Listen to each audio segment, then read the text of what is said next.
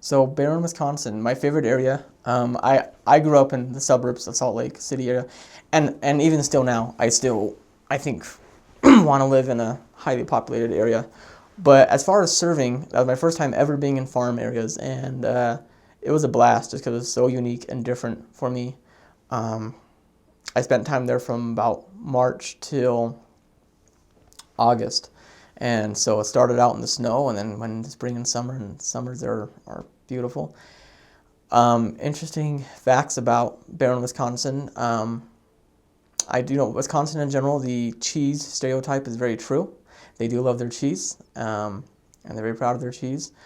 Um, and then, Wisconsin, of course, has the baseball team, the Milwaukee Brewers, referring to beer. There's also truth to that. Bars everywhere, but fantastic place.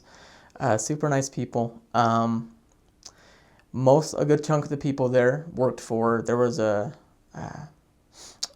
Genio turkey plant there, because they're headquartered in Minnesota, and so a lot of the people worked there, and that fueled the economy of a lot of Barron itself and a lot of the surrounding towns. A relatively big influx of Somalian immigrants lived there. Like most of Minnesota, Wisconsin is like this, but there's lakes everywhere, like everywhere. For a small town area, it was very, very church heavy. There were, you hear the phrase churches on every corner, but in Barron, Wisconsin, surrounding towns, there literally was churches on every corner. So that was interesting coming from Utah, especially. That was interesting to me, especially in such a small town, to find so many different faiths spread out. I had two companions there. My first companion I had him for transfer, and he was one of my all-time favorites. I still talk to him since the mission. My second companion, we definitely had our moments. I'll just say he wasn't. We didn't always see eye to eye on a lot of things. But I think that was an area where, and I learned a lot through my mission, but that sometimes doing them some of the most difficult times in your mission is where you get the most inspiration and the most personal revelation. And I tried to make it a practice of writing it down. And for me, this area in particular is one of those areas where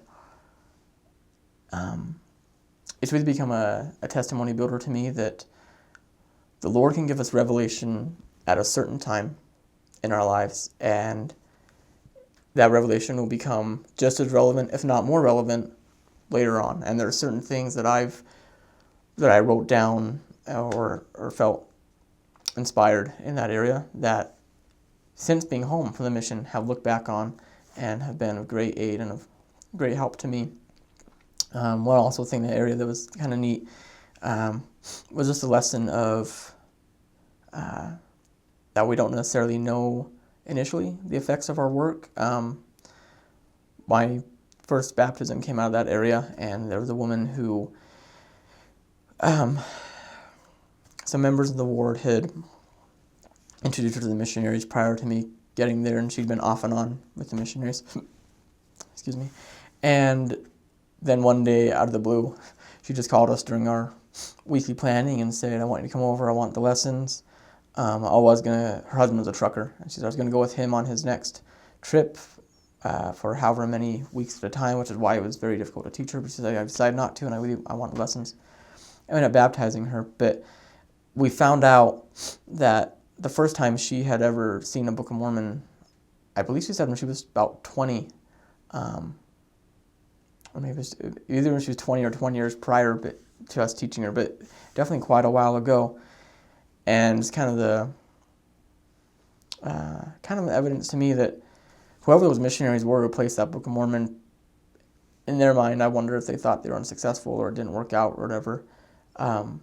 But really, there's no, you hear this phrase, and it's the first evidence I ever saw of it, really, but there's no effort wasted. And I would consider those missionaries who ever placed that Book of Mormon with her to be very successful missionaries, even if it took 20 years or more to get to that point. And it's something I need to remember for myself is there's plenty of people that I'm sure I gave Book of Mormons to or cards to or talked to that I never heard from again. But for all I know, those efforts that were made by myself or my companion could be the catalyzing efforts to eventually get them to a place where they can and will accept the gospel.